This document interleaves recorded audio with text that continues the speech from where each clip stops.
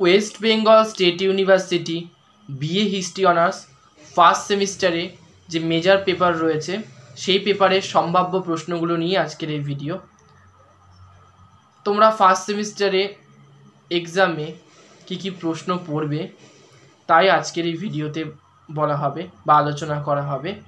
তোমাদের ফার্স্ট সেমিস্টারে যে সিলেবাসটা রয়েছে তার নাম হচ্ছে history of ancient India from earliest time to 300 BCE, অর্থাৎ তোমাদের পুরোটাই কিন্তু প্রাচীন যুগের ভারতবর্ষের ইতিহাসটা পড়তে হবে, যেটা কিনা শুরু হয়েছে তোমাদের হরপ্পা সভ্যতা থেকে প্রতিবাদী ধর্ম আন্দোলন অর্থাৎ জৈন বৌদ্ধ ধর্মের উত্থান, এতটা সময় অবধি তোমাদেরকে পড়তে হবে।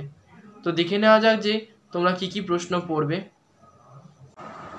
5 মার্কস 1, জৈন ও বৌদ্ধ সাহিত্যের ওপর সংক্ষিপ্ত টিকা লেখো। 2, হরপ্পাবাসীদের ধর্মীয় জীবন সম্পর্কে মন্তব্য করো। 3, সিন্ধু সভ্যতা বা হরপ্পা সভ্যতার পতনের জন্য বিদেশি আক্রমণ বা বৈদেশিক আক্রমণ প্রাথমিকভাবে কতটা দায়ী ছিল। 4, বৈদিক যুগের বর্ণ ব্যবস্থার ওপর সংক্ষিপ্ত টিকা লেখো। 5, ঋগ্বৈদিক যুগে উপজাতীয় রাজনীতি সম্পর্কে একটি সংক্ষিপ্ত টিকা লেখো। 6, অষ্টাঙ্গিক মার্গ বলতে তুমি কি বোঝো। 7, জৈন ও বৌদ্ধ ধর্মের মূল নীতিগুলি সম্পর্কে ব্যাখ্যা করো।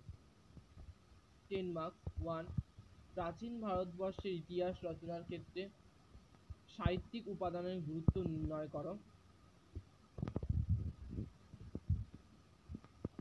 2, সাম্প্রতিক আবিষ্কার ও উৎখননের আলোকে হরপ্পা সভ্যতার উৎপত্তি আলোচনা করো। 3, বাণিজ্যের ওপর গুরুত্ব আরোপ করে হরপ্পা সভ্যতার অর্থনীতির প্রধান বৈশিষ্ট্যগুলো আলোচনা করো। 4, ঋগ্বৈদিক যুগে আর্যদের রাজনৈতিক ও সামাজিক জীবনের বৈশিষ্ট্যগুলি আলোচনা করো।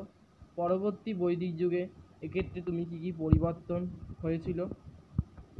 5, খ্রিস্টপূর্ব 6ষ্ঠ শতকে মগধের উত্থানের কারণ সম্পর্কে আলোচনা করো। 6,